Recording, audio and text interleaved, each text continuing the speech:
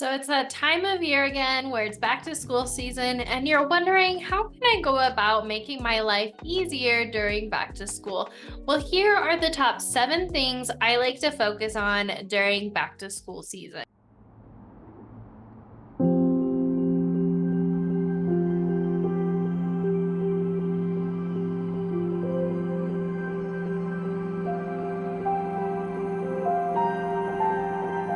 The first thing I like to focus on when it's the first month of school is I like to focus on building positive relationships with my families. You see, if you want a really good school year, it's really important to have strong relationships with your families. That's why during the first month of school, I highly emphasize and focus on building strong relationships with my families. Now, one way I do this, and I've talked about this in previous content, is I love to reach out with a positive note home for my families. During these positive notes, or what I like to call love calls or love notes, or whatever I choose to do, I make sure to point out something positive that the student did during that day. So the reason I do this is because I want to let my families know that I'm not only going to reach out to them when I need something, but also to point out the positives during the school year. This helps build the relationship on the right foot, and it lets them know that you're here for not only the hard times, but also to celebrate the wins, and you're here for a team effort. You're wanting their opinion and you're wanting to work as a team for the betterment of the student, and it lets them know that you have the best interest of the student at heart.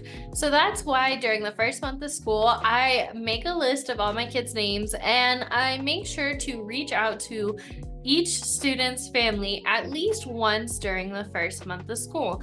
You can do this by focusing on maybe one a day, maybe, 2 a week, however many you have, divide that by how many days. But this is really important to building a strong relationship with my families. And it helps me in the future because I already have built a strong rapport with the families.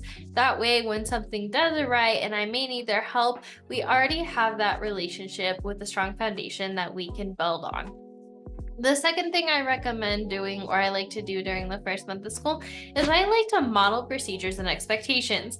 I have a lot of content covering this in past episodes, but in general, I really like to be very clear on what my procedures and expectations are in class. And one thing that I definitely didn't do when I first started teaching, but I really wish I did, was I didn't model the procedures and expectations. Instead, I would often tell my students we're going to get in a line at a level 0, and then they wouldn't do it, and then I'd become frustrated, and then I felt like my students were never listening to me, and then I felt like I was a bad teacher and I didn't have good classroom management skills.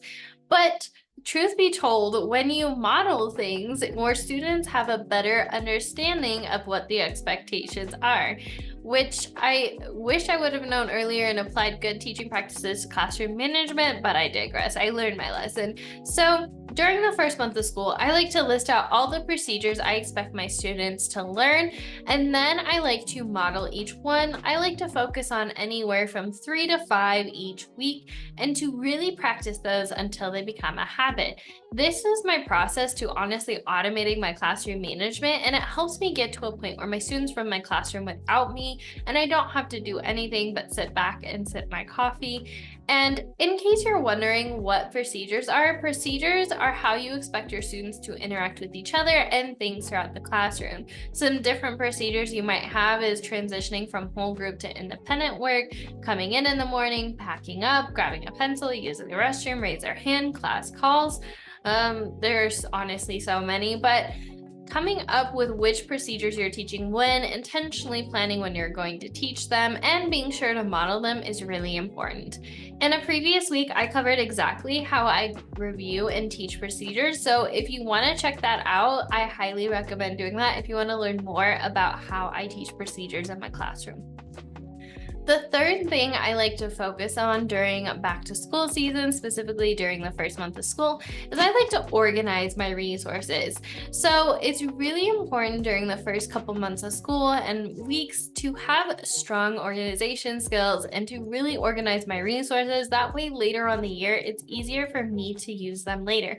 Some ways that I like to organize my resources are like creating file folders ahead of time for some of the skills I know I'm going to cover However, that way when I print something off from, I don't know, TPT or the curriculum, when I print a master copy, all I have to do is I have to put it in the folder that's already there. I don't have to put it into a big pile of 2 file papers because I didn't make a file folder for it. And at the end of the year, I then have to sit there for a couple hours and file all of the papers I never filed throughout the school year. Yeah, true story. I've done that. Please don't do that. So instead, take some time to list out and make file folders ahead of time for some of the skills you're going to be teaching. And then I also like to make labels in my mailbox, in my email. That way I can just drag and drop. That way my inbox is at a 0. Anything I complete, I drag and drop to one of the labels. If it's not done yet, it stays in my inbox. And then also my Google Drive. I make folders that match my file folder in my Google Drive. So as I download resources, I don't have to scroll through downloads forever. I can just then go to the file folder that I need and grab this based on the skill on which resource I need.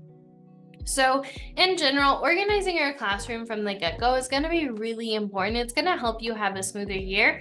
Plus, when you organize your resources in upcoming years, you're saving yourself a bunch of time. Instead of spending time going on TPT, going to the search bar, I've already purchased, and typing things in and realizing you can't find it, so you buy something else only to later find it. You probably didn't need to spend money on the second version, etc. It's going to save you a lot of time and money in the future, and it's going to make your future years easier. So take some time. I highly recommend to organize your resources. That way you can save yourself so much time and money in the future. The fourth thing I really like to focus on during the first month of school is building strong relationships with my students. Now, I don't know about you, but I've heard so often people online talk about building relationships and they don't tell you how. Well, I'm going to tell you exactly how I build strong relationships. The first thing is I show my students with respect. I say yes, ma'am, no, ma'am. And I just give them the respect that I expect them to give me. And I also get to know them outside of school, like get to know their interests outside of school. Are they interested in sports? Do they play video games? Which video games? Do they like movies? Which movies? Do they have Lego sets? Which Lego sets do they like, etc. When I get to know about their interests and I listen to their interests and I incorporate it into the class, that's helping me build strong relationships. But it's also important for me to share a little bit about my life. Now, don't get me wrong, I personally don't feel comfortable sharing too much about my personal life, but I do let them know things such as about my dogs, Coda and Kenai. They're named off of Brother Bear. I like to show them pictures. I let them know I have a husband named Kyle and just stuff like that. And my favorite animals are sloths. And one way that I like to do this also is in the morning when I take attendance. Instead of just looking and writing stuff down, I like to do a question of the day. So one way I've done this in the past is I like to look at the National Blank Day. So maybe today's National Ice Cream Day. I might ask my students then what their favorite flavor of ice cream is. And if they don't like ice cream, what do they like instead?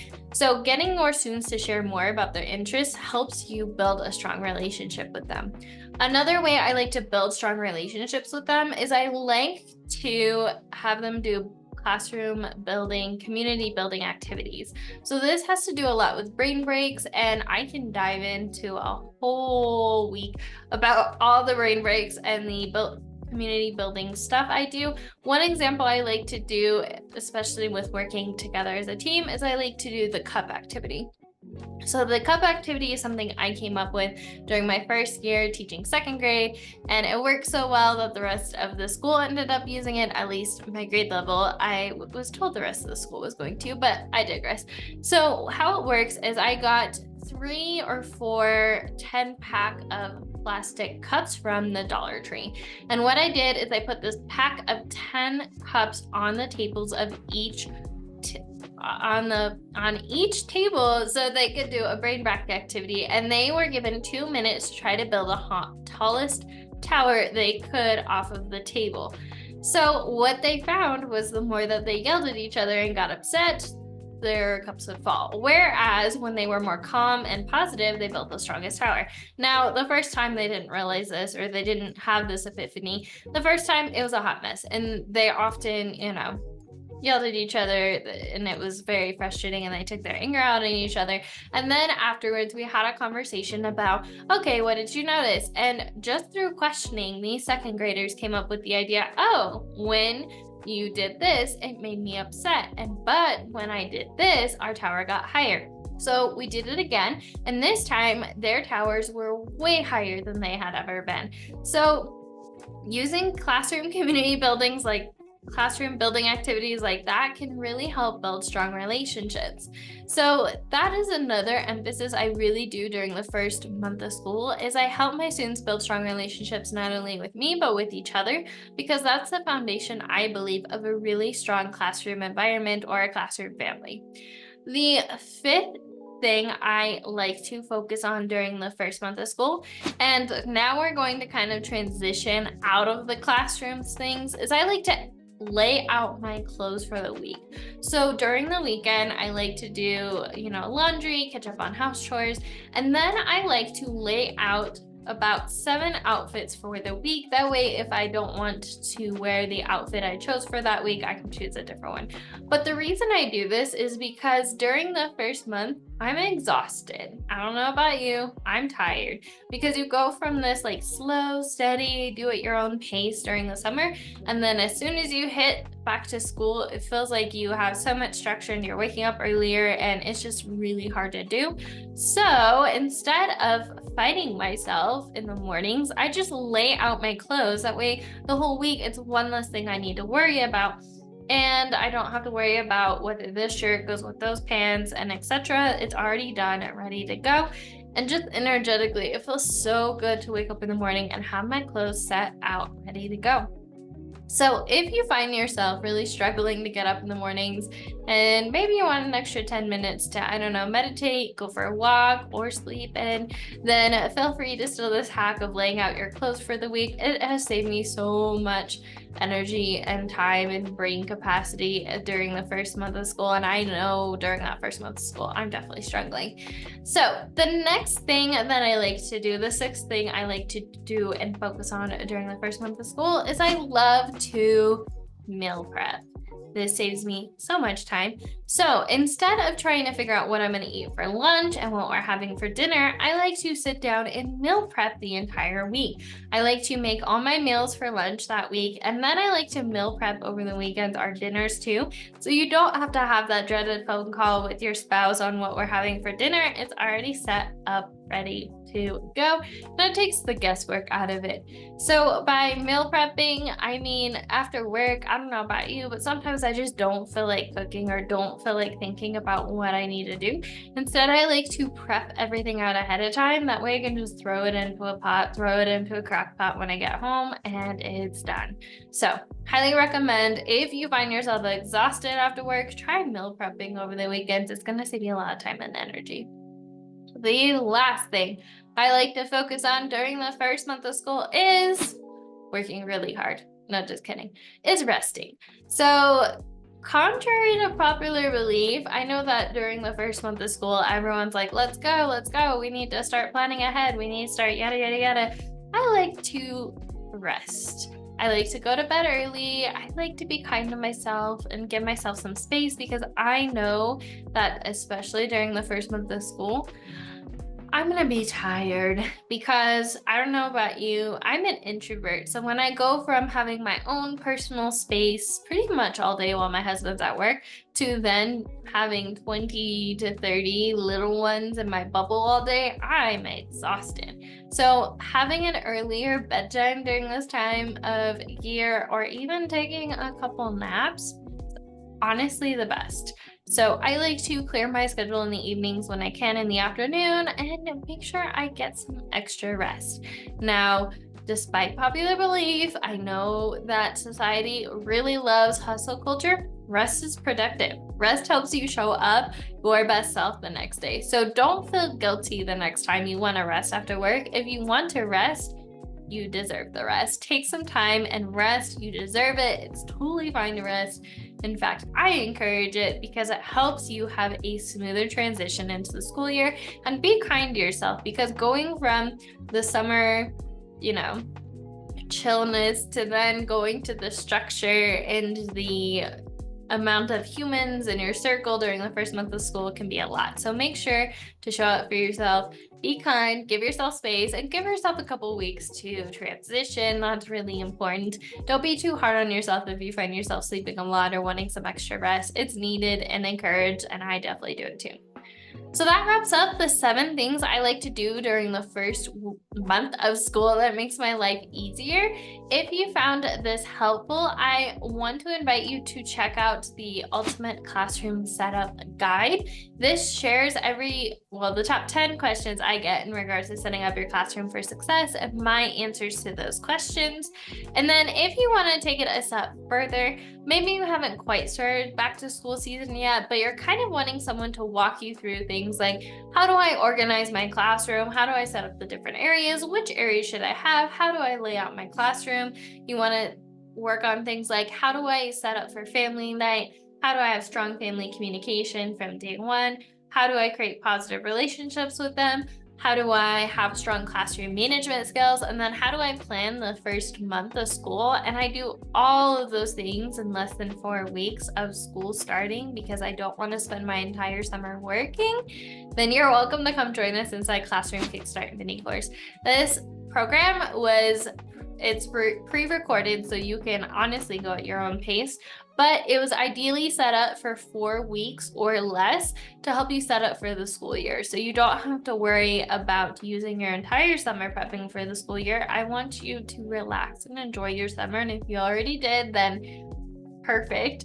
But I like to travel. So after my first year of teaching, I spent my entire summer working, and I vowed never to do it again. So now I want to make it easier on you and show you exactly how not to work your entire summer while still being a month planned, prepped, and ready to go. So if you're interested in that, make sure to check out the link in the description down below. And if you want me to just give you templates that I use on like teaching procedures, layouts for the classroom, stuff like that, make sure to check out the classroom setup bundle. I'll have that in the link in the description down below. I just put all my resources that I use for back to school and, for in general, and I put it in a bundle for you. So make sure to check that as well. All right. Thank you so much for joining me, Teacher Bestie. What are you doing during the first month of school to make your life easier? Let me know. As always, remember, we're stronger together, and I'll see you in the next one, Teacher Bestie. Bye.